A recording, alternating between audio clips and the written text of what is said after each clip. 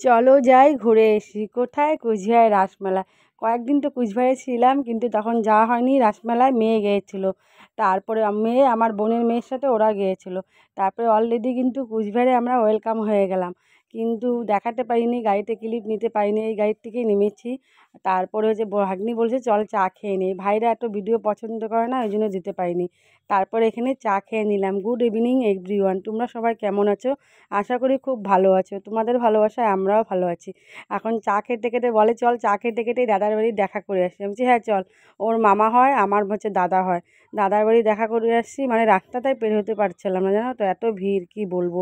সারা Cooch Behar town ভিড়। তারপরে দেখো কুচবিহার রাজবাড়ি তোমরা দেখতেই পেলে। এইটা হচ্ছে বেরিয়ে গেলাম মেলার উদ্দেশ্যে। এটা হচ্ছে সাগর দিঘি যাচ্ছি, কিন্তু দূরের থেকে মানে দেখাচ্ছি না, কিন্তু খুব ভাল লাগছিলো। রওনা হয়ে গেলাম মেলায়। মেলাতে যেতে কি হয়েছে, সবাই বলছে এত ভিড়, সত্যি কথা এত ভিড় মানে কি বলবো। এত ভিড় মানে অর্ধেক রাস্তায় নামিয়ে দিয়েছে। নামার পরে মেয়ে আমাকে বলছে ভাপা পিঠা খেয়ে নে। ভাপা পিঠা খেলাম, মেয়ে পুচকে খাচ্ছে। এই চাটের দোকানে দাঁড়াইছি চাট কিনবে বলে। তারপরে গেলাম, ভাই ওরা কোথায় আসছে পিছনে, মানে কি বলবো। আর তো পাত্তাই নেই, এইখানে সেইখানে।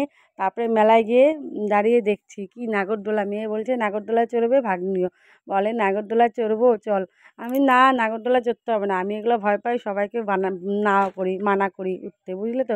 ওই সুনামি দেখতে পেলে ভাইরাল হয়েছে, মানে কি বলবো কুচবিহারে ওই জিনিসটা। বাবা এরকম করে চক্কর দেয় কি বলবো। আর এত ভিড়ে কিছুই ভাল লাগছিলো না, মেলা দেখতে ইচ্ছা করছিল না, জানো তো।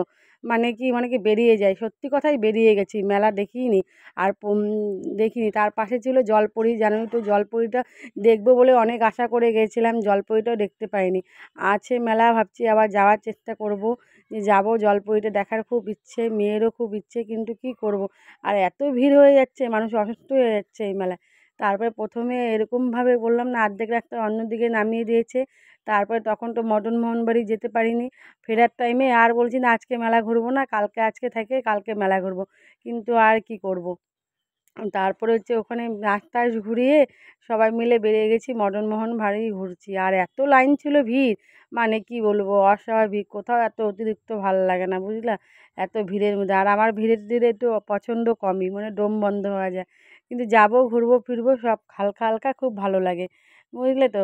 তারপর দেখো এই যে মদন মোহনের মানে কি মন্দির বন্ধ হয়ে গেছে, শয়নে চলে গেছে। এখানেও শয়নে চলে গেছে।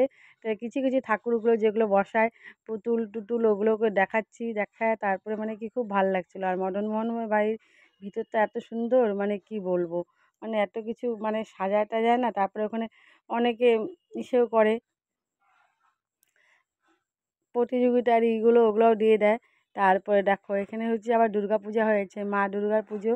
এই সবাই আর্ট টাট করেছে, কে কে বাচ্চা কাচ্চারা, খুব সুন্দর। তারপরে এই দেখো মা দুর্গার এখানে একটু দাঁড়ালাম, একটু দেখলাম, ভিডিও বানিয়ে। তা হচ্ছে মা ভালো রেখো, সবাইকে সুস্থ রেখো, তোমরাও ভালো থেকো, টাটা বাই।